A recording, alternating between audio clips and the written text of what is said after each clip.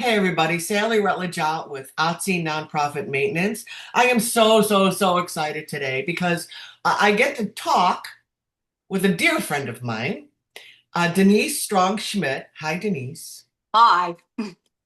Denise and I have both been in the nonprofit world for many years, and we're going to tell you some stories, whether you like it or not. Now, I don't understand how we could have been around as long as we are since we're only what, 30? well, 32, I turned 32 this year. Oh, well, that'll do it. Yeah. Now, first of all, I have some rapid fire questions for you so Go. people can get to know you a little bit better. Sure. Are you a morning person or a night person? I'm a night person. Okay. I can function in the morning, but I got to have a good reason like going to the airport. Yeah. Yeah. You are so well traveled. It's amazing. You need a video. You need your own YouTube on travel because you're really good at it. Coffee or tea, my girl? Tea, Milk chocolate or dark chocolate? dark chocolate, Steak or chicken? steak, Summer or winter? winter. Okay, now you get to know her. Now you know Denise a little bit. And And she's wonderful. Now, let me tell you a little bit about her. Let me give you a little brief bio. This could be a lot longer than what it is. Um, Denise, after decades, was a business and owner and consultant, guiding importers and exporters, not easy, through the intricacies of transportation logistics, not easy, and customs compliance, again, not easy. These days it's even worse. Oh, I don't even want to think about that. She's turned her talents to consumer-focused small businesses and nonprofit leadership. She has served on many boards as a board member and professional executive for many different kinds of nonprofits, both C3 charitable and C6 member organizations like your chambers, and managed community volunteer support events that brings in millions in fundraising. She's also had the privilege of working with dedicated and committed volunteer boards and the pain of dealing with those kind of boards. Whether it's a creation of network organizations, which she's done many, or the encouragement of businesses to work within their communities to make a difference, Denise's focus has always been forward thinking and positive. Now, before we get going, please subscribe to my YouTube channel. Because where else are you going to have people like Denise have the opportunity to talk this out? And you want to hear from people like Denise. Now, Denise and I met, oh, girlfriend, 15 years ago. I'm betting. I'm betting it's close to that. And we've had a lot of long, fun conversations. Um, I've spoken for her at things, she's spoken for me at things. She's a survivor in so many ways. We both share a retinal issue. So, I mean, I said to her, I said, I'm sorry, I don't have all my makeup on. I can't. I have this, detached retina thing going on or this tear. She's like, oh, I just blah, blah, blah, blah, blah. And I'm like, oh my God, I know somebody that's had this. Okay, good. So she knows when I say there's a black floater going around in my eye, she knows exactly what I'm talking about because it is really annoying. It really, really is. Oh, Denise, it's terrible. Now, we were just talking before we started recording about a nonprofit that we're both familiar with and what can happen. Now, one of the biggest things I'm hearing right now, Denise, from nonprofits, since you had the gall to retire, I know. that takes a lot of nerve when I'm still having to do this, It's is okay. All this custom stuff is drawing me back into the for-profit side of things. So that's I'm not not I, quite completely retired. yeah, that's not easy. Is that nonprofits are for the majority magnificent. Yeah. We know them, we've worked with them, we've yelled at them, we've smiled with them, we've slapped when we've had to. Because Denise and I are both type A. Don't know if you can figure that out or not. And that's why we get along so well. Because she'll ask me a question, I give her a blunt response, which is the honest truth, and I do the same with her. And there's nothing personal. Come on, No. quit being so whiny. Um, but there was one particular nonprofit that we both had to work on. And what I'm hearing now more than anything, Denise, in fact, my newsletter is going to state that this week about financial shortfalls Oh, yeah. and not having a plan B in place, not understanding that that same donor is also having a financial shortfall. Yeah. Now, you were explaining something that I found it most interesting, and that's why I wanted you to talk about this about, let's use the term embezzle money, Mm-hmm. deceptive fraud practices, and boards completely oblivious to the whole thing. Well, I think first of all, I need to go backwards and talk a little bit about what the job of a board is.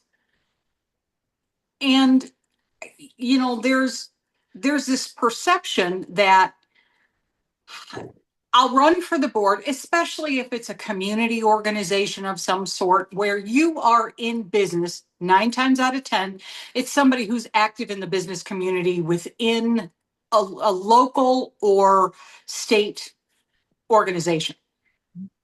And they raise their hand and say, yeah, I'll be on the board because it looks fabulous on the resume. And then they sit on that board as if they were a face on Mount Rushmore, just sitting there to take up space. Sure, I'll be the secretary. Will you send out minutes and will you actually prepare information for the board? Not often. I'll be the treasurer because I'm the accountant at my firm, or I work for a bank, and nobody else wants to do it. Let's face it. When you get on an advisory board for something, when they say who wants to do the finances, everybody's got to get coffee. Oh, yeah. Nobody wants their hand up in the air. So when you do have somebody who takes that position,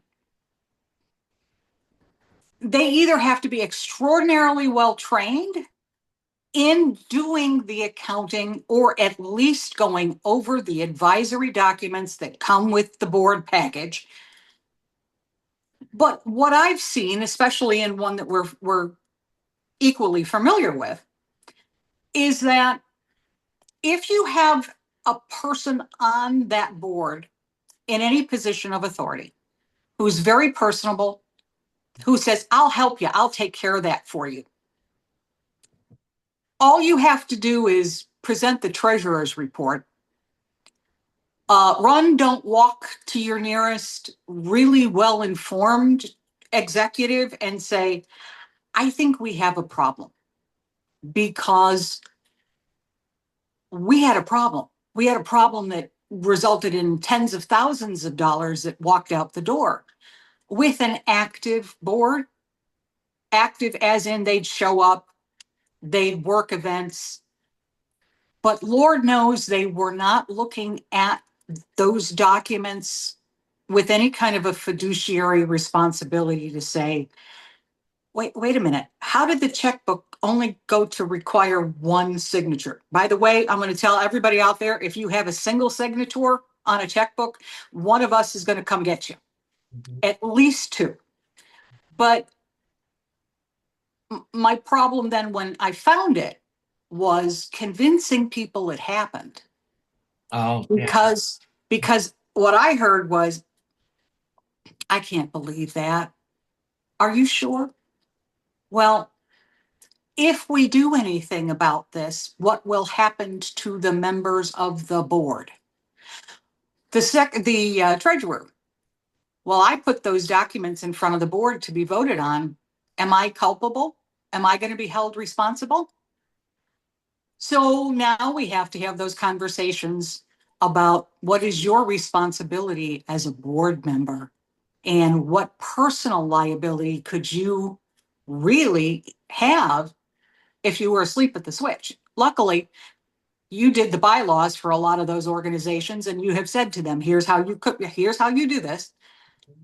But I think one of the things that became very clear to me was defining what kind of a board you're going to be.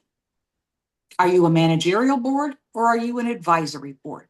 And everybody's got to be on the same page. So all the way around, I keep telling people all the time, do not take a board position if you simply want it on your resume. We're not building Mount Rushmore. You are an active participant in the management of a board. And even if you're not the manager of the board, if you're not impacting the things that the elected professional, or rather the hired professional, does, you have a responsibility. You don't just show up for coffee and donuts once a month at a board meeting. It becomes really clear if you work with boards who's there because they want to be there and who's there because they think their resume needs them there. Those are not the same, and you want to try to cull out the ones that are there just to say they have some control over something. And no. Or even that board member that owns a business and, well, I just want to get people to notice my business. Oh, absolutely. You get a bunch of those. You know, Even on the charitable side of things. Now, I understand why that happens when you're in a community organization that is built on businesses, like a chamber or an organization for the actual business development or an economic development organization. Sure. I get that. There's always that little bit of, well, I wouldn't be here unless it benefited me. What I get all honked up about is when you have that same mindset when you're in a charitable organization, when the motivating factor to becoming a part of that should be, I want to do some good in the world, not I want to find an opportunity for me to get direct benefit. And Lord, we've had those too. yeah, that's I'm a huge proponent of sometimes you have to fire board members. Oh, happy to do it. Mhm. Happy to do it. And Yeah. sometimes you need to fire founders. Yeah, sometimes. Um, I had an instance not too long ago where a for-profit entity created a not-for-profit foundation. Okay. Fabulous idea. Mhm. Education driven. I want to make sure we have a place for people to be educated within their careers. Mhm. Only I had to loudly and bluntly explain the concept of self-dealing from the IRS's perspective. Because if you're selling to the nonprofit your product so that the nonprofit can then use that to make money, wait a minute. You benefited from the item that you gave to the nonprofit, who then benefited a second time. Now, if you had given your product as a direct promotion or a direct gift, and the nonprofit used it, sold it, made profit off of it for their programming, fabulous. But if you are the founder of both of these things and you're selling one to the other, you are now creating a benefit to your for-profit and using your nonprofit to do it. Well, that's where I don't know if you've watched my interview with Mark Lane, the attorney in Chicago who wrote the legislation on the LC3, which is that bridge gap between the Right. for-profit and nonprofit. Um, that's where that comes into play. And you Because there have still has to to, be 30 for a charitable organization, there has to be a 33% give back. and what I have been advising people for years is never trust your own understanding of the law and never trust your own understanding of IRS regulations. Mm. Whatever you think you know, you've screwed yourself up. Hmm.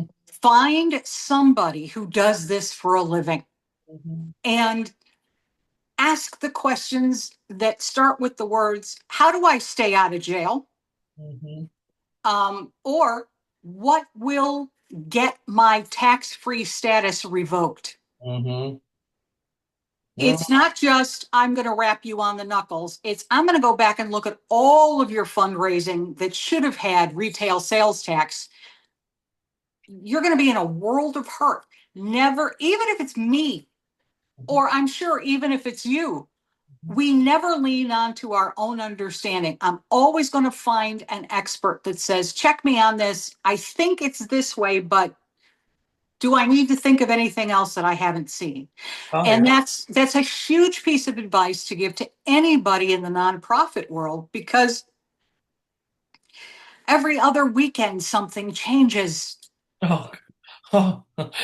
It's Yeah. getting worse, Denise. You and I both know that, and I'm Mrs. Preachy Preachy that the IRS Johnson Amendment, which is a tax code, until recently was for churches and nonprofit organizations. Mhm. Well, they lifted it for churches, which I think now churches should be taxed. Right. If you're gonna lose the responsibilities that come with a nonprofit, then you should absorb the responsibilities that are a for-profit. Absolutely. But There shouldn't be any great chasm of uh-uh. nothingness. But it's still happening for regular nonprofits in our churches. They still have to abide by the Johnson Amendment, which is Right. no politicking. Sorry, you can't do it. Unless you are a political group, a political action committee, um, a Democratic coalition, a Republican coalition, whatever it is, set up that way, you Correct. don't have to shut up. And honestly, isn't there enough of it? Do we need our nonprofits spewing that? I don't think so. I won't work with anybody that does. And I've no, had a I'm not the one that's going to sit by and let you sit in your board meeting and, hash out politics when you have no right to be doing that at this table. So I'm not, don't hire me if you want to talk politics at your board table. Don't hire me because I'm going to say, no, I don't think so. You've got people you need to service, or you've got children you need to feed, or you've got animals that need care. We're not, right? We're not getting, I don't want to lose momentum on that which is our actual mandate, to be pandering to anybody's political, religious, any of it, anything that divides you within your cause, remove it. yes. And if you want to create a political action committee, I'll point you to the right people to do it, Mhm. but not within your stated purpose. Yeah. Um, And we more know than we know chambers of commerce, many of them have political action committees, and it's for local legislation more than anything. And right. they have a responsibility to their members, um, to hold these kind of forums and these kind of things when they're pro-business focused. When And that makes sense. Sally and I met in Illinois, I'm still in Illinois, so I'm going to speak to that. We frequently see large chambers, multiple chambers get together and do a bus road show, go down to the state of Illinois Capitol, and have conversations with their local representatives About business. about business. The minute it steps over into anything else, even I want to talk about gum being dropped on the sidewalk. Wait a minute, we're done. Mhm. This is not your purpose. Mm-mm. If you want to talk about gum on the sidewalk, I can point you to some folks. This is not what this is for. No. And I think that what happens is, when a board is not, by its executive or by its president or both, is not held to its focus in board meetings, is not held to its own standard based on their bylaws, Mhm. everything gets a little loosey goosey and it becomes personal. I like you, therefore I'm going to let you talk at a board meeting about what's happening at XYZ. You don't like what's happening at that church, or you don't like what happens at that school. The minute that's not cut off, you're giving tacit approval Yeah. to it continuing or devolving into something you really don't want to touch. So if you are a nonprofit manager in whatever format that comes, you personally need to be real clear about what the heck we do here. Is this within your scope of practice? Is this what you are incorporated to do? If it's a chamber, better be business related. If it's a charity, it better be related to what you're doing. I don't care if you're the charity for the preservation of yellow spotted dogs. Don't talk about brown spotted dogs. That's not what you do. Mhm. It is very difficult to get that back Mhm. without completely firing your board and starting over. Well, it's a mission creep. I've talked Yeah. about that in the past too. And once you start creeping off that mission that is in your articles of incorporation, that are in your bylaws, because you can't seem to function within that mission anymore for whatever reason, and you start creeping off, all of a sudden the brown dog looks like there's more brown dogs than yellow dogs, and it's easier. Well, then you have to change your mission. You have to do an adjustment document for the state of Illinois with regard to the changing of your bylaws, which you can only do one time per year. Which So it happens lends, a lot, and it's happening more and more, Denise. it's happening a lot more now too from a financial point of view, Yeah. because as you mentioned previously, your donation streams Mhm. are starting to shift. Oh Some yeah. of them are closing down. Some of them simply do not have the same potential. If you're doing local events, are you focusing locally, or are you looking for donations well far afield that have nothing to do with your mission? Now, I'm all for cashing a check. You know me. I am as good about raising money as they ever can be. But when that shifts your focus of the event or starts to creep into, well, the brown dog people have more money, so I'm going to give them what they want, because the yellow dog people, they've stopped really giving me the donations that I'm looking for. Yeah. Now you have to really start looking at, where are we focusing our energy? If it makes sense to say we're now going to incorporate as the yellow and brown dog chamber of commerce, fabulous. Mhm. But you've got to do that on the up and up, and you've got to do it before you start running afoul of your own operating uh, regulations, your bylaws, or the state you're incorporated in. This is not, I know people like to do loosey goosey management because, hey, it's a volunteer group. What's the big deal? The big deal is when somebody from the feds or the state comes and knocks on your door and says, hi, here's your bill, Mhm.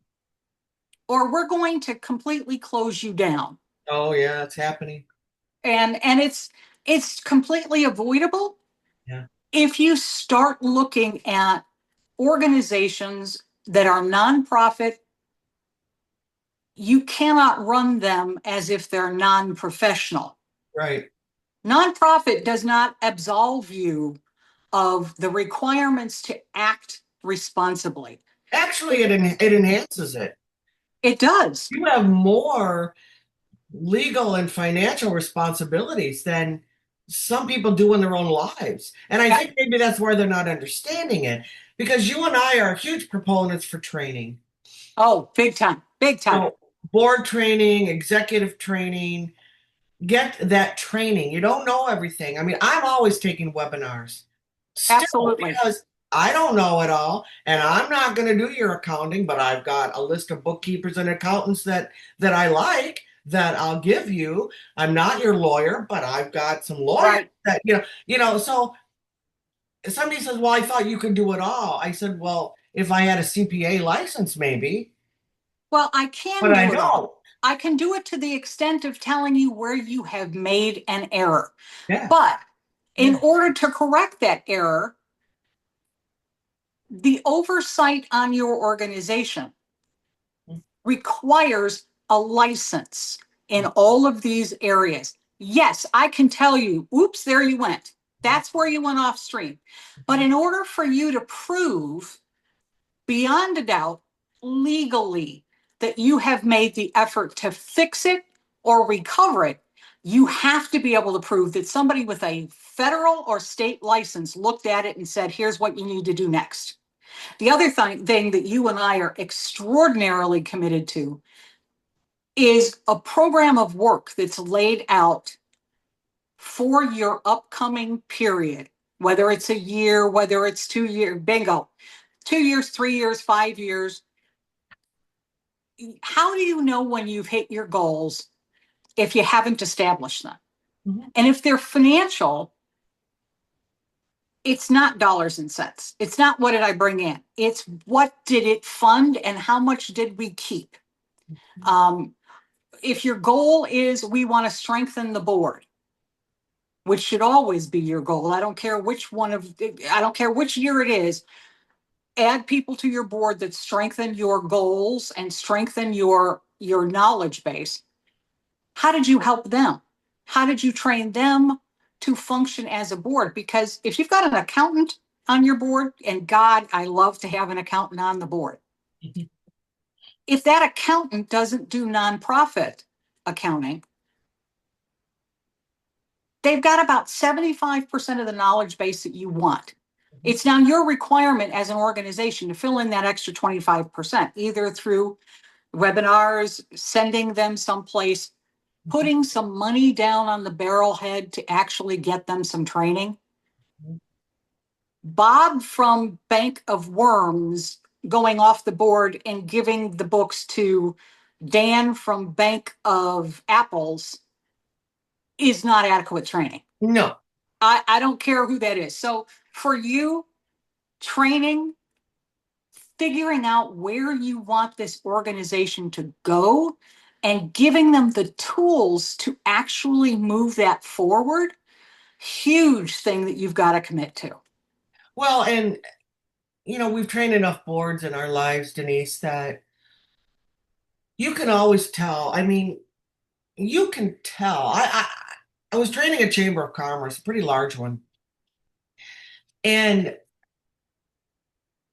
I said, first we want to get your legal policies in order because you don't have any. Yeah. Your bylaws are 20 years old, so let's bring those up to date. And we're going to discuss all this at the beginning of this training, and then we're going to get into the program of work. So everybody said fine. I interviewed every board member. I get to the training and I open it up and I said, let's get going. Let's discuss all this. And the chair of the board sat there and said to me, we're not going to go over any of the legals because we don't think we need them. So now I know why you have a 20-year-old bylaw document that hasn't even come close to moving with the times. The dean of the local university was on that board. And Ah, he said, either we're going to go over these and vote these in, or I'll hand in my resignation right now because I will not sit on a board that doesn't understand the legalities of this board. God bless him. I seriously just wanted to kiss him. Yep. I'm like, you, come here, big kiss before the break. So the chair of the board sat like this the whole time Yep. because he had his fifis hurt by the dean of the university. So we got it all done, we got going, and then it was tension. Yep. Right? The whole board was tense. Do we piss off the dean or do we piss off the chair? So I finally said, who's mad at the chair? Who's mad at the dean? Let's get this worked out right now. Otherwise, you're not open to anything that I'm going to be bringing in front of you. So if you want to get mad at the chair of the board, then you need to voice that right now. If you're mad at the dean of the university, oh, by the way, they're the largest giver to your organization. Yeah. Talk to him right now. I said, because I don't care if you don't like me. It has Yeah. nothing to do with it. You hired me to get you in order. And part of getting in order is making sure that all your legal documents are, again, in order. That's how you start this because, that's what the IRS says. You're financially and legally responsible. Sarbanes-Oxley says the same thing, but you all know more? Well, my thing was always It was weird. if you can't build your foundation, these are your foundational documents, Yeah. and you think you're going to continue to build up and build up and build up, at some point, this will come crashing down. Oh, yeah. Now, if that's what you want to do, knock your socks off. I'm out. Mhm. Oh, I was real close. I said, because you've already paid me. So I said, it's no skin off my butt, whatever you want to do here. But the dean of the organization said, we're going to do what she tells us to do. We're going to put this in order. We hired her because she is federally and state certified. And this is how we're going to run it. And at the break, I said to him, do I owe you money for what you've Yeah. done?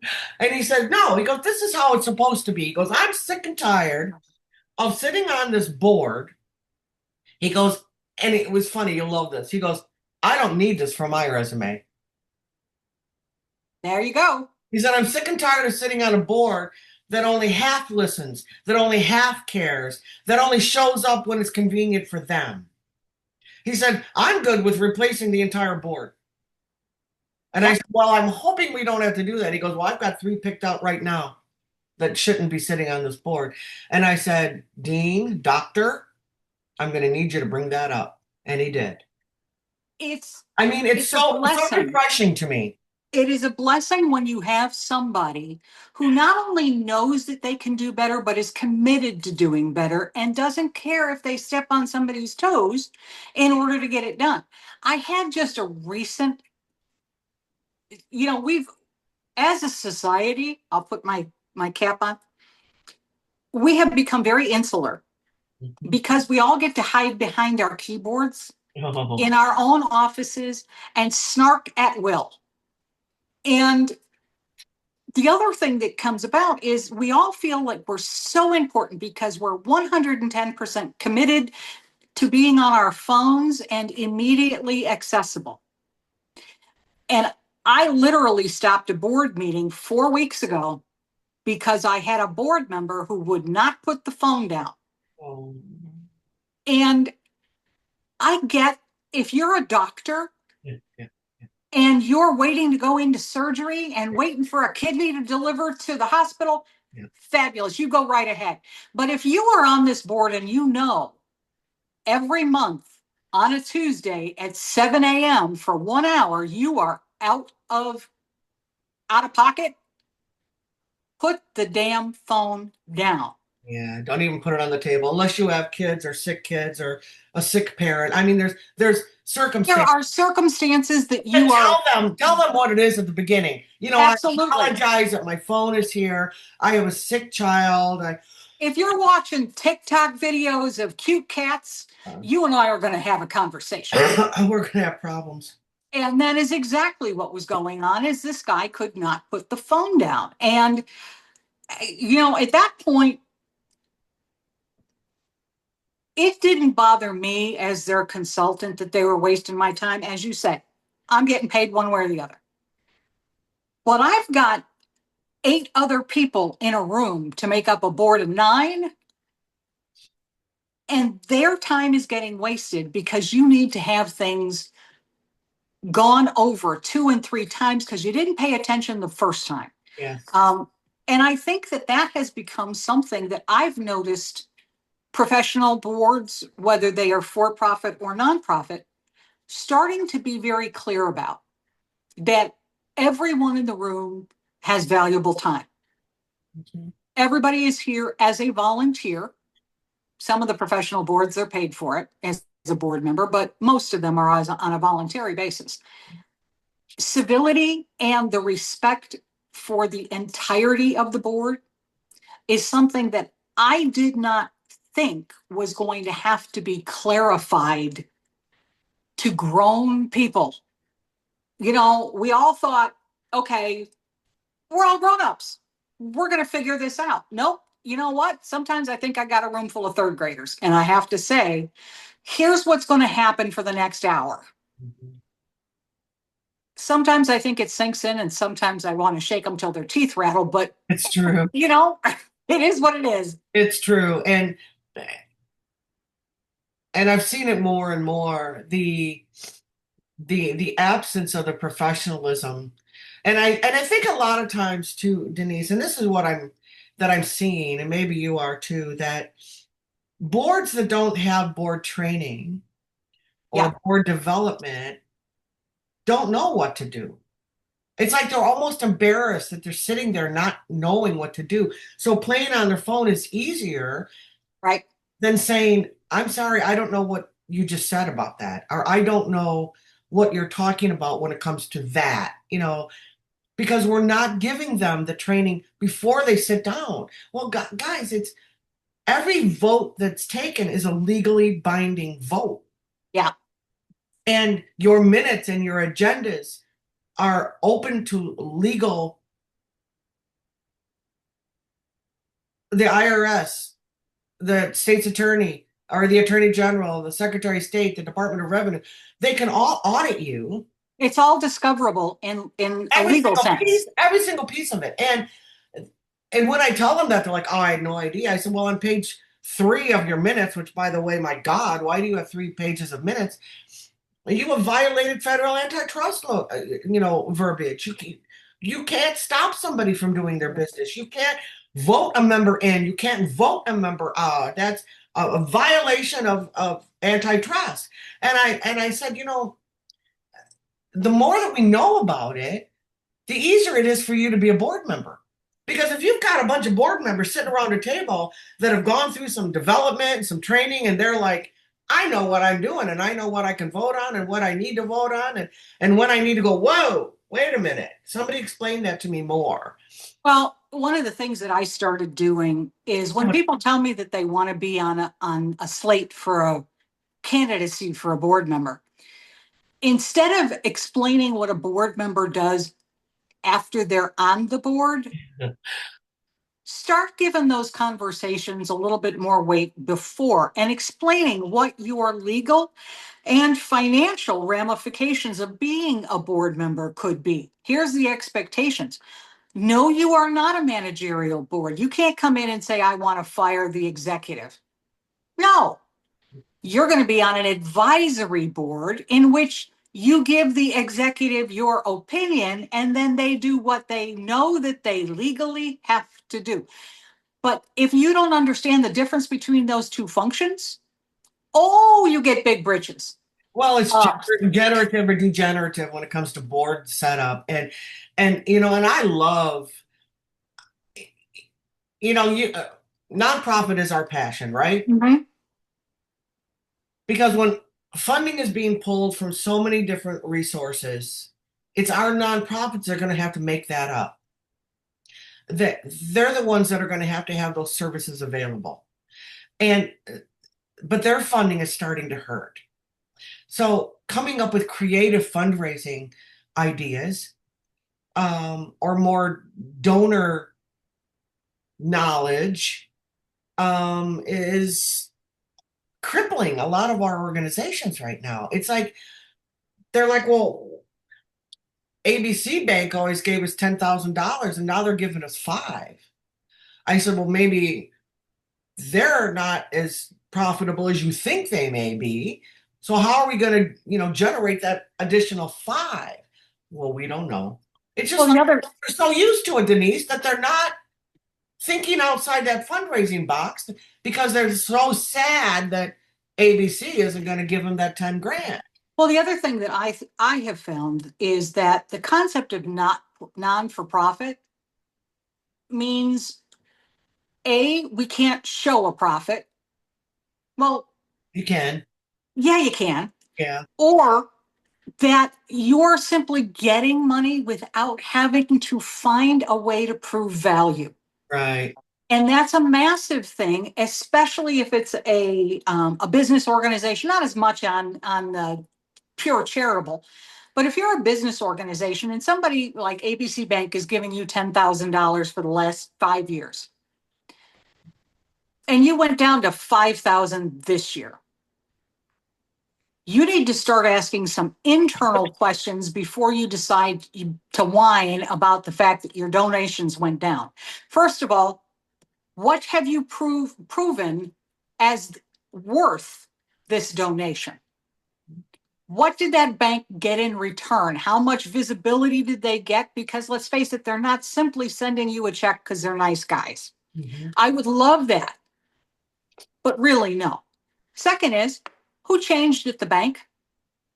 If the person who was in control of that last 5 years of $10,000 donations is no longer there, what changed? Yeah. Did you not demonstrate value to the new person coming in? And who needs to go over there and have a conversation that says, what do you need from us? Now, it could be what you stated, which is maybe they're just not making the profitability.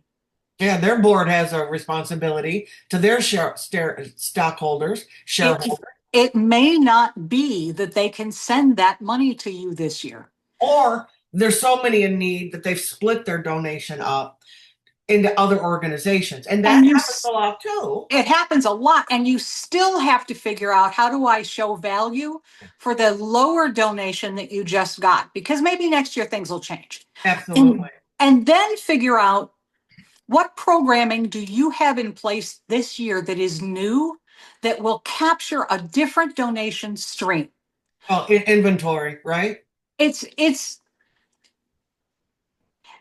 if you were a grocery store and you had 10 cereals on the actual cereal aisle, and at the end of every month when you did inventory, one of those cereals was always gone and one was always still on the shelf. You need to look at your programming and decide, are we continuing to put our programming into that thing that's not selling? Right, You right. may think it's brilliant. It might have been Billy Bob's idea from 1962, and we don't want to piss off Mrs. Billy Bob because now he's gone. You need to start looking at this. If it's a nonprofit, it needs to be run as a professional organization. And professional organizations do inventories and they do assessments and they figure out what works and what doesn't work. And who are they serving? If the community around you has changed and the priorities of the community or the members of the charity have changed, it's your obligation to look at that and say, are we no longer meeting the needs of the people that we're supposed to be serving? Sometimes the sacred cows really just need to be a barbecue. Yeah, they do. Because there really just isn't any sacred cows anymore. I mean, I love nonprofits having loyalty to people over the years because those people have been loyal to the nonprofit. Then sit down with them. Right. If you've got that sacred cow that's been a donor for 50 years, but you need to refocus, then sit down with them. Ask them what Sit they down. would need to keep.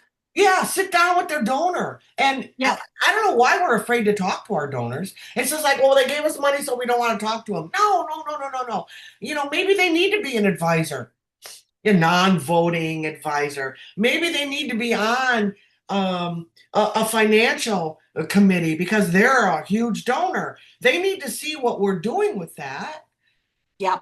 and get their ideas because this has been a longevity thing with them. So I I feel the same way. I think we need to close that gap, and the only way we can do that is with more intentional knowledge than we I have. think I think it is a very difficult thing when you I just had a conversation yesterday with my mom's financial advisor. And he said, "This is really strange. You've got everybody here, in-laws, everybody talking about the trust, talking about what your mom wants as her legacy." He said, "I don't have very many clients who do that." And it came to my head as we were starting to talk today. We have a lot of people serving on our boards who don't have those conversations personally, Yeah. who don't have very practical you know what, this year we can't afford to do X. How do we either make up the income in order to do it, or how do we downsize our expectations in order to meet the income? And now we're asking those people who don't have those conversations personally to get out of their own way and have it on behalf of an organization everyone loves. Nobody in the room wants to say, you know what, the donut sale hasn't been bringing in any profits for the last 6 years. Why are we still doing it? Nobody wants to be the bad guy. No. We need to occasionally make sure we've got somebody on our boards who can respectfully be the bad guy and ask the questions that everybody's thinking, but doesn't want to be the one to raise their hand and ask. And as executives and as consultants, it then becomes our job, or if you're the president of the board or you're the professional for a board, it becomes your job to create the conditions by which questions are welcomed, that they are not dismissed. And every year when you sit down and you go, okay, what are we going to do this year? We have to give permission to say, doing something differently this year doesn't mean all the other years are negated. It just simply means things have changed, donation streams have changed, maybe your community around you has changed. Recognizing that and planning for the longevity of your nonprofit versus holding on to its legacy programs so tightly Yeah. that you might actually damage that longevity. Oh, it's very possible. It's very possible. And you and I are seeing that more and more. And I love an open-minded board. And my favorite, maybe yours too, I always ask a board, how many of you have been on a board before? Yeah. Or, oh, I have. And I said, well, we're going to be doing things a little bit differently. Well, why? I said, because we're going to do it the right way this time. Yeah.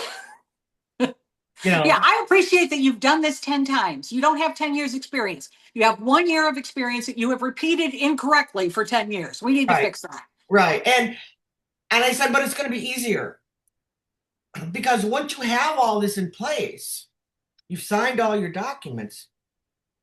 Excuse me, allergies. It's easier to function as a nonprofit. It It's so really much is. easier. Because then the staff or the executive director at the C3 or the president CEO of the C6 can say, "Let me consult with my board." Right.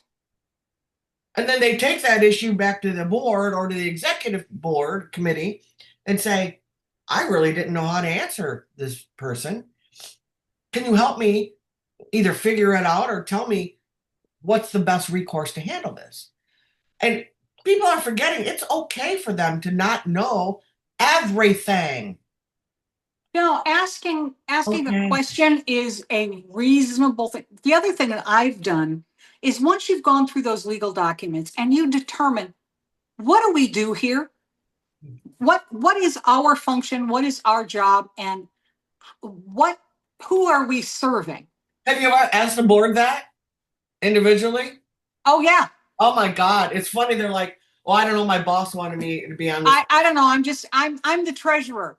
We do What something. does that mean? Yeah, we do something with cats. I'm like, I I oh my, love getting that in that first real big meeting to say, here's what we do. Here, it's right here in the bylaws. It's right here in your articles of incorporation. This is what we do. And to bring a box with a square cut out of it and a round peg. And every time somebody says, why don't we do X? Sorry, that doesn't fit with what we do here. creepy. That does not match our mission. Everything needs to be held up to that statement. It's so If much it's out, easier. honest to God, it's the easiest thing in the world. It's so If you're, much easier. why are you trying to put your size 10 foot in a size 6 sneaker? This is not what we do here. You can probably find you somebody that does that because God knows there's a nonprofit for everything. But this one, does this. You know what I like to, and maybe you've seen this more and more and more and more, and I'm a huge proponent, is our nonprofits need to partner with other nonprofits. Now, when you look at the United Way, the way United Way runs, Absolutely. I love United Way. I love, they're a nonprofit who helps other nonprofits be nonprofits, Yep. right? They serve the nonprofits that qualify through quite a screening process. Yep. This isn't done just willy-nilly.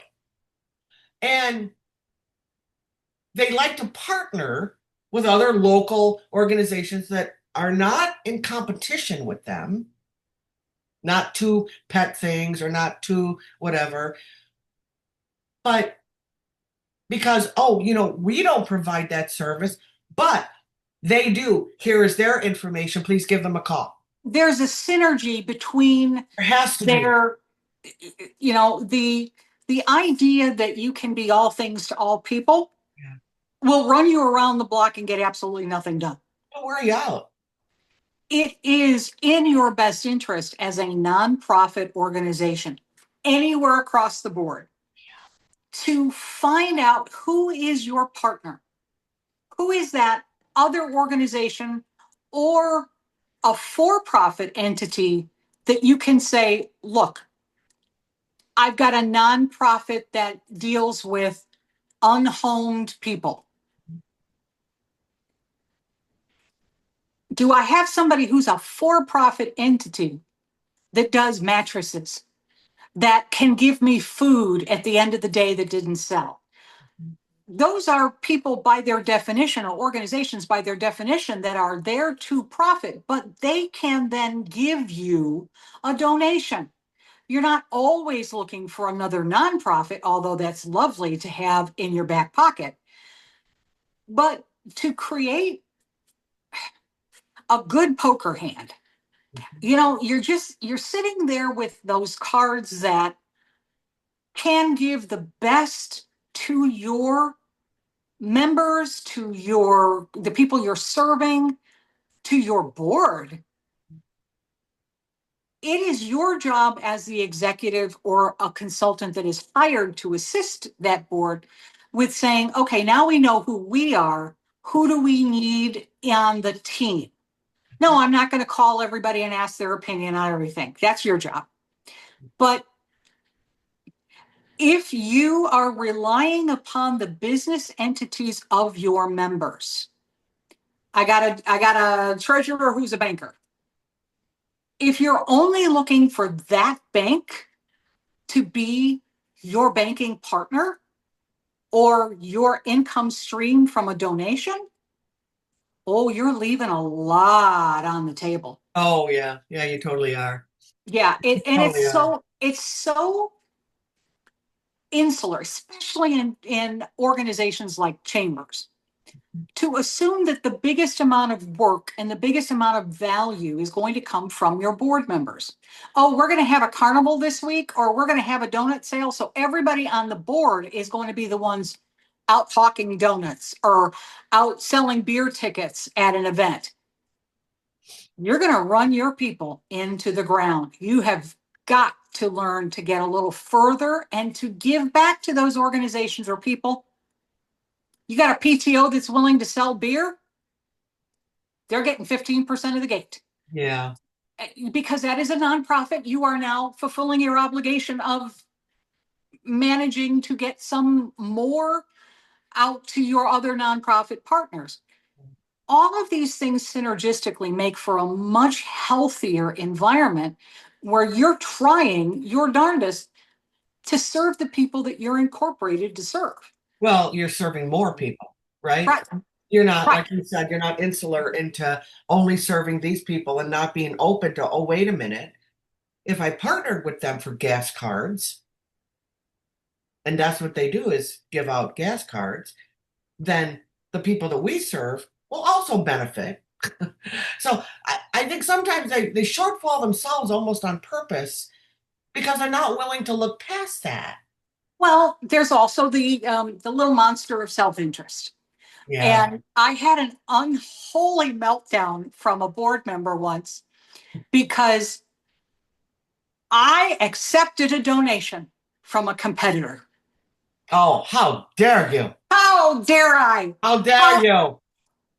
Not only did this woman have an absolute meltdown with me, she put her behind in the car, drove over to the restaurant that had given me a donation, and had a meltdown in public. How dare they try to keep her from getting, the restaurant of the year or whatever the hell it was that she was all bent out of shape. So the second restaurant called me and go, I have one of your board members here. God.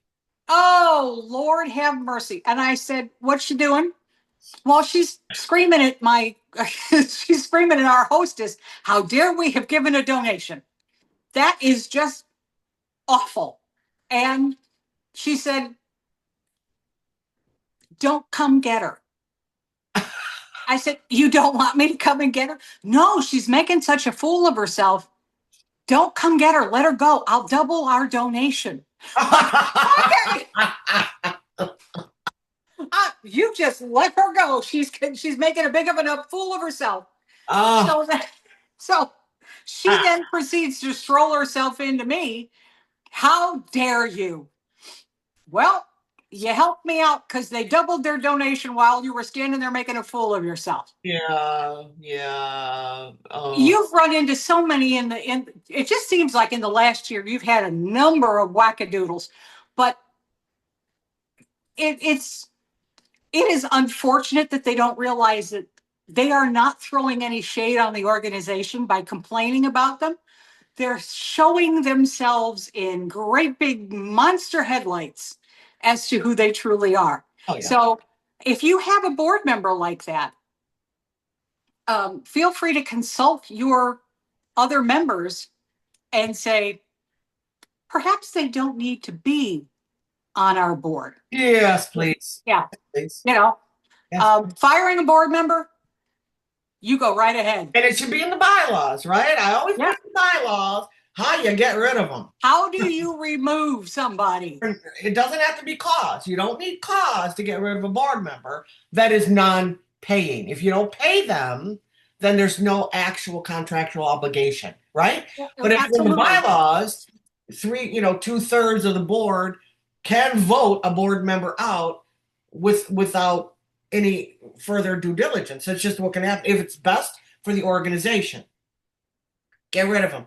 And I heard somebody on a board that I recommended to do that. The person that they wanted to get rid of said, "Well, Illinois is an at-will employment state. Show me the check that I paid you with." at will employment, they're not employees. Show me the check that I paid you with, and we'll have that conversation. In the meantime, bye-bye. Don't let the door hit you now. And if Yeah. it does, I'm sorry. I hope you don't get hurt too badly. Because it's we're allowing it to kill organizations. Yeah.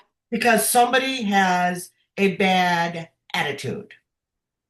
Or there's that one board bully that you sit there and you want to throw punch them. You really do. Whether it's a woman or a man, or I keep thinking it would still be illegal for me to like throw punch them, right? Is there a lawyer here? Is that still illegal for me to give them a little jab? Do we have a bail fund? Have we put bail in the board numbers? Bail money available? And I always tell my lawyer, she's an adorable little Italian girl, and she's like, "All right, I have bail money. I know what you're doing." Yeah. And I'm like, I'm going to really try to be a good girl today. But oh my God, I mean, it's common sense, Denise. What the hell has happened to common sense? Oh, that's a question I ask on a daily basis. Girl, I don't. When service on a board is fun, when it's surrounded by people who are pulling equally, I love that. When you've got folks who truly grasp their purpose. You've got a board that is driving an organization forward, even in bad times. They're unstoppable. When you can't find two pennies to rub together, these are now people who are going to sit there and brainstorm and say, hey, we could try this. When you have a board that has money coming out the kazoo and one bad apple, you can drive that organization into the ground faster than one that is scrimping and saving for better times. We've both Be- seen it.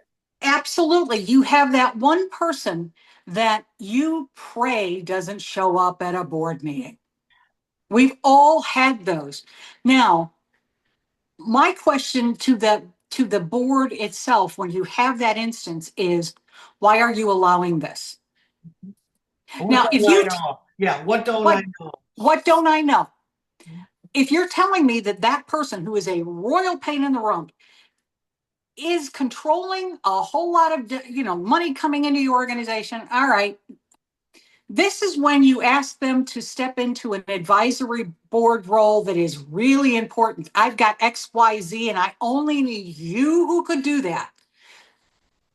Shove them off into a corner someplace and make them important all in their own little head. But how badly is this hurting the cohesiveness of the organization, and how poorly is it driving you forward? Sometimes you have to ask those really tough questions that could hurt in the short term, but in the long run Well, might move you forward. I I argue with people, it seems quite frequently in the last 6 months, about board terms. I Yeah, am a huge proponent that if you want to have them with the possibility of being reelected for 2 terms, great, but then do that term off. Do where they cannot be on that board until they have a respite year with not being on the board. Because right, there are some people that are so afraid of other people because they're bullied, or they think, oh well, he's the president of the bank. He won't want to talk to me. But you're on the same board. right. He puts his pants on, she puts her dress on. Everybody's the same on the board. And they'll say, well, we don't want to do it that way. I said, then you don't want me to do your bylaws. Yeah. You need to find somebody that's willing to do it the way you want. Because what I'm telling you is for the safety and sanctity of your board, you need term limits. Yeah. Your organization grows because you've got new ideas, because you've got new people. If you have the same person on your board, and I don't even care if it's your founder, you need to move that person into an emeritus role as an advisor. And you need to understand that sometimes no is a complete sentence. Yes, You it is. do not need to have somebody who's just taking up space year after year after year after year and defining themselves as this role, because that defines your organization as theirs. Well, it's true. And over the years I've seen it, and I'm sure you have too, Denise, is that when you start interviewing the board before a board training, I like to interview each person individually. And I ask them a lot of pointed questions, and most of them are the same. You can almost immediately tell who the problem is. Yeah, yeah, You know, because you're from the outside, you're looking in. And it's always funny because I'll say to the president and CEO or the executive director, tell me about your board relations. Tell me about your relation with the board. Oh, they're really good. So then after you do the board inventory, I'll call them back and saying, are you gonna start telling me the truth? You're gonna keep lying to me. at what Because point did you start drinking this morning? Yeah, Because I because just Bill had a over here conversation. wants Yeah, your ass gone like tomorrow. yeah. Were you aware of that? No, but he has been kind of distant. Ugh, okay. Well, you need to pull your head out of the sand, girl, because he wants you fired. And And it's just like all of a we sudden they're like, well, you opened a can of worms. I said, oh, you needed these worms opened a long time ago. And you're the wondering why you're not progressing? the other thing that we tend I know I tend to look very closely at board members. Oh, yeah. Sometimes it's not the board. No, sometimes it's not. Sometimes it's not. Mm-mm. And in some cases, it's you hired somebody who's really not qualified to do this. You hired a glorified administrative assistant to just, make sure that the board stuff gets done, or made sure that, you collected the fees for your membership. And you didn't hire the right person. Mm-mm. So that board is going along without direction, Yeah. without challenge, Mhm. and without information as to how they could manage better. And I'm always going to default to the executive. I'm always going to default to the consultant, because my presumption is you know what the hell you're doing. Mhm. Sometimes I'm dead wrong. Mhm. And then you've got to call that out too. You either have to say she or he needs more information, more direction, more clarification and education, or you guys need to make a change. And most boards are loath to make a change because they feel like that role and those functions will then default back on them and they don't want to do it. And I've seen so many floundering organizations because nobody wants to be the bad guy. Nobody wants to define the problem and here's a plan for moving forward. That's because they hire us. Well, they hire us to be the bad guy. And that's okay. I'm It's perfectly okay. capable of doing it. But Mhm. I also say, here's my recommendation. It's going to hurt for a little while. Mhm. If you need to make a change in your front office, that's going to hurt for a little while. Mhm. Either it's going to hurt financially because you're going to have to hire somebody that I would recommend to come do it, Mhm. or you guys are going to have to close that office and come in after hours from doing your own job and take care of some of the function while you're trying to hire somebody new. And nobody wants to do that. I mean, Nobody wants to do that. nobody wants to do that. But I'm such a proponent that okay, you're hiring me to look into situations that are occurring, and Mm-hmm. thank you for waiting so damn long to contact me. You know, thank you. Thank you for handing me a teaspoon on the Titanic. Uh, Yeah, by the time it gets to me, sometimes they're just like, well, we need help. And I'm like, okay, with what? Well, we don't know, but it's really bad. And I'm like, yeah, well, whoa, right? So you start researching and you start interviewing, you start talking, you start figuring out, and you sit quietly in the back of a board meeting and you walk out of there going, well, I can tell you right now, what the problem is. I yeah, mean, they're so used to doing the same, yeah. and they're afraid of what she may say, or they're afraid of what he may say, or we can't tick off the director because they may leave. Good, good. Let me hold the door. Let's get that interim in there because I'm a huge proponent of an interim director. I think I think the advantage to an interim is, first of all, you're coming in with no preconceived ideas. Right. And second of all, you've got a time limit that says, I'm not going to owe any loyalty to anybody after this date. So you're going to get all the honesty in between these days. Mhm, I can try to help you fix this. mhm. But if you choose not to after I've identified the items that you need, I'm done. Yep, I'm out. I will wish you the Peace best from way over out. there. Peace out. I mean, Yeah. I mean, I've had to threaten that a few times, right? And especially in the last year, I said, luckily they're listening to me. I mean, but then there's situations like Wisconsin Betty where I knew I was at the cap of my pay grade. I knew I, it. I mean, I have to admit that with Betty cost me a new keyboard because I had so much tea that spilled out of my mouth one day. Keyboard was on its way out, so I really don't think she's that bad, but I rolled on the floor and my husband came waltzing into my office and said, "What in the world are you laughing at?" And I had to play him one of those and he went, "Oh, you've had a few Bettys." I said, "Why do you think I'm laughing this hard?" exactly. And because I had a friend say, should you really be talking about that? I said, no, people need to understand it's out there, it can be dealt with, and there's other people like me that deal with this that need to let it go a little bit and just say, oh, I feel better. I'm not the only one that I'm has. not the only one that had this kind of crazy. No, Yeah, now Nevada Nick was another whole thing though. When you're, that was that you was know, new. yeah, we're still dealing with a little of that. And Betty, I mean, I knew pretty much getting involved with that one was going to be a headache for me.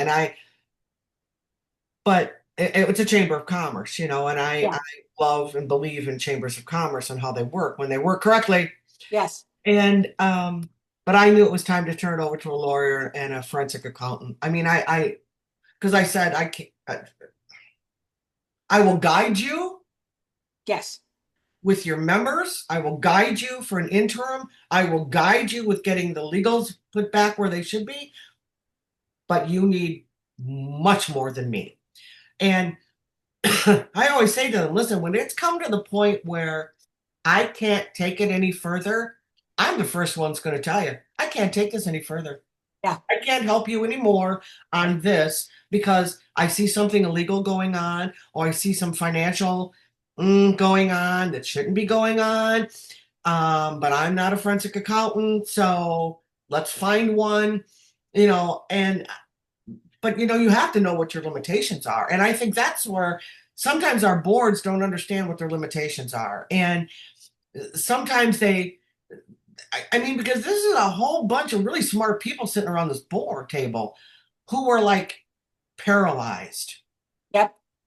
And that's why directors and officers insurance. If you don't have directors and office insurance as a nonprofit, Oh, you're ridiculous, Lord. right? There are a couple of things that I look for immediately. That's one of them. That's probably within the top five. Yeah, it really is. Yeah, because the idea that you're representing an organization and it could come back and bite you for Personally. doing the very best you know how to do, Mhm. or that you're being guided by someone who doesn't know what they're doing and they've exposed you to liability. It is the organization's responsibility, if you are asking people to give of their time and their talent to be a member of an advisory board, it is your responsibility as the organization to have their back. It is your number one responsibility is to meet the charter of your organization. Your number two responsibility is to make sure that the people who are doing that on your behalf are protected. Yes. And how many times do we walk in someplace and go, wait a minute, where is the INO? Where is it? Well, our cash handling, I mean, we worked on an event together, a pretty large event. And I said, well, you don't have cash handling insurance? Why do you not Oh, have cash handling insurance? Well, why do we need it? I said, because people are handling your cash. yep, That's why you need it. And desperate people do desperate things. So I called the insurance company. I think it was like $31 a year. I'm like, oh my God, people, it's only $31 a year? yeah. Now, this was, I don't know, 20 years ago. But I don't know how much it is now, but I still say, oh, no, don't talk to your insurance agent. My other, Get what you need to get. I now we've done, you and I together have done large civil, chamber related events. Mhm. I did one for a nonprofit charity, and it was really a children's kind of event. Carnival, petting zoo, all the silliness that goes along with that. Okay, I have a copy of the carnival operators insurance. I've got a copy of the petting zoo insurance. I said, I need a copy of everyone's name and ID that works for you at that event. And they flipped on me. Why are you asking for that? I said, because if I've got a sex offender who's working for you, I don't want him working for me. Mhm. I need to take this to the local police department and have them run everybody. The petting zoo pulled out. Oh, I had to find a new operator for that because they knew somebody on their staff, if not an owner, had something that they didn't want discovered in a background check. ouch. And that taught me more than anything else, not only esoterically, yes, I need this, but holy criminy, Yeah. this is non-negotiable from Right. now on. Right. And some of the operators that I've worked with over the years, they're the first one to say, here's my list, here's my people, here's all of their information. But boy, oh boy, that one caught me sideways. And I was never so glad that I insisted on getting it. I got yelled at. I got yelled at because at a local carnival, and I was doing kind of like what you were doing, and I was just volunteering actually. I made them take down their drug paraphernalia posters and roach clips that had feathers on it. Oh, dear Lord. And and so the mayor of the town said, "Why are you picking on these people?" I'm like, "Picking on people?" I said, "This is a carnival for children. We don't need Dougie Dopey poster up on the Yeah, front wall. We don't need roach clips. Those aren't roach clips, they're hat clips." I said, "You're an idiot. Those are roach clips. I'm a product of the 60s, and I'm telling you that's a yeah. roach clip." If And you're that innocent, God bless you. But I'm telling you, this is not going to go well. And I made them take it all down. And they Yep. did. They said, "Oh, we've been asked to do that before." I said, "Thank you. Thank you for doing that."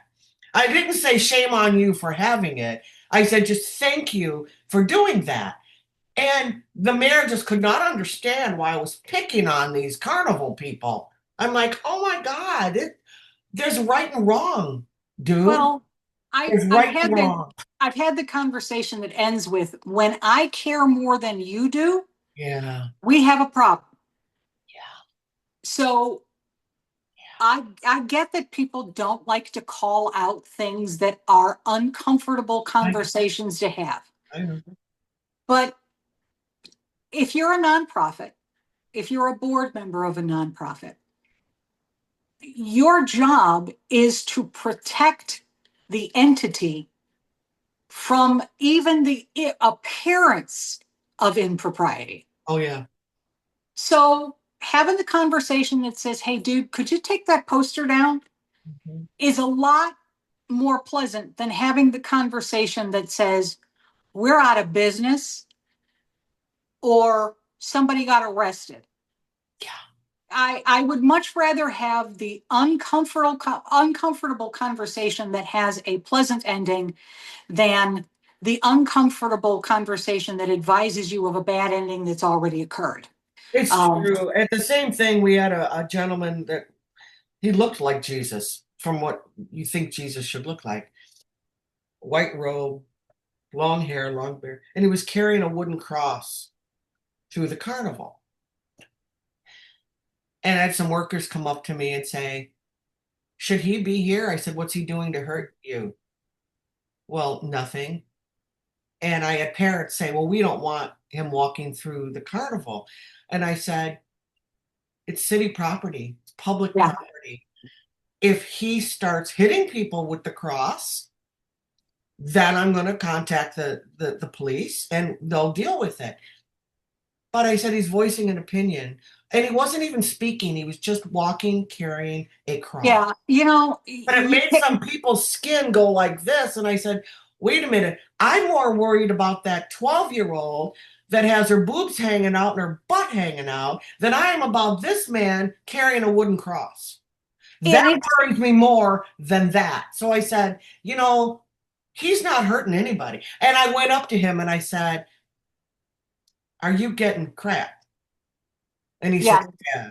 And I said, "Don't hurt anybody with it. Don't say anything that's hurtful to children, and we're not going to have a problem." I had the Hells Angels motorcycle gang show up that time too for a Marshall Tucker band. oh geez, And I said to the chief of police, said, "Well, Charlie, you we know, got a problem. we have, Yeah, yeah." I said, "They're not going to be a problem because, of course, I ride Harley. yeah, They're not going to be a problem." "Well, I've got extra police." I said, "No, let me handle them. You quit it." So they came in. I gave him a meet and greet, private meet and greet with Marshall Tucker. I gave them beer coupons and food coupons and special seating in the front row. I didn't have a bit of problem with them at all. I no, said, and that's they just like Marshall Tucker and they just happen to ride motorcycles. Now, what they do outside, and I said to the guy, the head of this, I, chapter. You don't create problems for me, and I won't create problems for you. I And he, think one and of he, the and he things, said, deal. And everything went fine. But God, we're so scared of the different. We I have to think really that's the embrace it. key to it is when you identify a problem, whether you're looking at finances, you're looking at somebody's bylaws, you're out on a field watching an event take place, taking two steps back from your own knee-jerk reaction Right. is going to be incredibly useful to you Yeah. because when I see embezzlement in documents, am I really ready to scream at somebody? You bet your butt I am. Mhm. I'm also smart enough to know that if I go off half cocked, I'm going to lose whatever advantage I have. Mhm. If I see somebody like the gentleman with the cross, Mhm. I'm going to walk up and say, hi. We had somebody that stopped a carnival dead in its tracks because they came in wedding gear and wanted to be on the Ferris wheel with their entire wedding party. Oh, that's kind of cool, isn't it? It was very cool. I like that. But I had people standing in line with their children saying, I should be next. I should be next. And I'm like, look, here's what we're going to do. These folks are going to go on. They're going to get all their pictures. You're going to go on next, and they're going to give you two rides in a row. Get your cameras out now so you can take a great big picture from the very top. Mhm. Nobody had a problem with it after that, but it was the why are we whining about this? Let's create a solution that makes everybody happy. Yeah, exactly. And it's very hard to do when you have your own panic response. Oh my God, somebody's yelling. Oh my God, they're crabby. It's true. Take a deep breath, take two steps back, and realize that nobody in this event really is going to care in 10 minutes. It's not, nobody's dying, nobody's having, it's 10 minutes. Just take a breath. Well, it was at the same carnival that my son and his two friends got stuck on a Ferris wheel at the top of the Ferris wheel. And I went over to the guy and I said, "It's stuck." And he goes, "Yeah, we'll get it going." And I'm yelling, "Just sit still." You know? Yeah. And then I have a picture of the newspaper and the boys like this. Yeah. You They were know, more afraid of you than they were of they falling out were, of that Ferris "Do wheel. not move." You know, it's like, and it was less than a minute, right, that they had that thing going with no problem. They had a surge of power that they were created an issue, and it got going right away. They got down, everything was fine. And then they were telling their friends, "Oh, I was the one that was stuck." It was a big deal to them at the time. I was trying not to have a mother heart attack, Right. right? Yeah. Because I got all these people looking at me. I'm like, I'm not going to have a mother panic attack right now. Just sit still. And everything went fine. But things are going to happen, right? We have to punt and kick a little bit, and sometimes it's going to mean, you know, getting a new keyboard because you spit tea all over it, or making sure that the people that work for you in a nonprofit are valued, that your volunteers are overvalued, that your board gets the proper training, your executive gets the proper training, that your legals are in order. It can really be so fulfilling to be Non a nonprofit member. And it nonprofits, by their very definition, are developed to serve the community, the members, the charity, whatever it is. This is an opportunity for anyone who works in that realm to be able to step outside of a personal need. A lot of our nonprofits grew out of someone's personal story. it's true. They either created a charity because of something that happened to the family. They've created a business community because they felt disenfranchised. It is by its own definition personal. So you have to factor that in when you realize that people are coming to it for their own reasons. Yeah. Whether it's I'm here because my boss wants me to serve on a board, or I'm here because I've had this happen to me as the executive or as the consultant who comes in. There has to be something in your brain that says, this is personal to these people for whatever reason. Sometimes they're great reasons, sometimes they're not so much a great reason. But when you have the ability to take a step back and realize that everybody can have a reason that pulls forward and becomes a positive manifestation in your life or your community's life, boy, that makes a big difference. Oh, When you are able to take a step back and realize everybody here, for the most part, doing the best they can mhm, at whatever it is that they're providing, whether it's fundraising or management. mhm.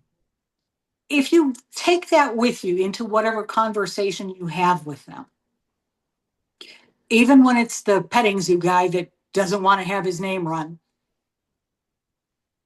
first of all, you can't take it personally. Mhm. I've been yelled at more times than I care to remember and called everything but a child of God. Okay. Doesn't have anything to do with me. No. It has absolutely nothing to do with me. When you're trying to help an organization flourish, that has to be the priority, whether you're a board member or somebody coming in to assist from the outside. I think one of the things that all of us would do well to remember is that for the most part, everybody in this is a volunteer. They're giving what they can. If they're not doing it well, it's now our job to say, let me help you do it better. Right. And if this is truly not where the universe intends for them to be, they're never going to learn the traits that they need. It's now my job to free you up to annoy someone somewhere else. You can't always build integrity and character, can you? No, it would be nice to be able to find it, You but know, or empathy. If you're dealing with a nonprofit that deals with children, boy, you better know what rules and regulations are around yeah, dealing with children. And like you said, background checks and getting permission to take photos and that sort of thing, because you'll never see my granddaughters' faces on social media as children because their parents don't want that. And I think it's brilliant. And so I'm never going to post that. Most of my friends don't even, acquaintances are like, you have granddaughters? I go, say, yeah, I have two of them. Well, yeah, I never see pictures on Facebook. I said, and you're never gonna. Because they are not your children, and you're the people who raise those children have the right to determine what is or is not shared. absolutely. And we're okay with that, because Yeah, people you all text pictures of my girls. I'm going to text my babies out, but I'm not going to be doing something against the parents' wishes. So we have to be very cognizant. Now, before we go, and I have had such an enjoyable time talking with you. I miss you so much. Um, and I hope you come back again and we do this again. whenever you want me to. I love that. Um, and I'll keep in touch with you with my eye because she had the same eye thing. We both have Yep, eye thing. It's like, what? Maybe it's just because we have pretty blue eyes. Oh no, it's blue eye people. it is. It's all of you Oh no, guys. Yeah. oh no. Can people get in touch with me to get in touch with you if they would like to talk to you about hiring you for some board development? Or... You can. I'd be happy to assist, but I'm a professional daughter these days. My mom has macular degeneration and no longer drives. She's as feisty as she ever was. So if you're looking for a little help, be happy to help you out. If you're looking for something a little bit more elongated, I might have to refer you to somebody else. Okay, perfect. That's perfect to know. So just know that you can reach out to me and maybe it's something that you just need Denise to do to review some things or just maybe to give you some advice, a step up, a leg up, maybe just somebody to vet to. Um, Denise is very open when it comes to that, and hopefully that won't interfere with your mom. And Not at all. please tell your mom Not at all. hello, and I will keep her in my blessings as you. But until we have an opportunity to talk again, I can't thank you enough, Denise. You are very welcome. I've enjoyed the hour. And please subscribe if you haven't, so that you can keep getting um, great content like this, because a lot of you didn't know Denise, but boy, you do now. And we have more stories to share, so we'll do that again. Until We'll need to make sure that we don't get in trouble or legally by actually sharing some of those we stories. won't. We'll Yes. cross check with each other, and I've got a pause button, my God. And I'm learning how to do other things with the videos. I'm new to this. I'm not. You're not going to hire me to do your tech. I'm doing the best I can. So, but again, thank you.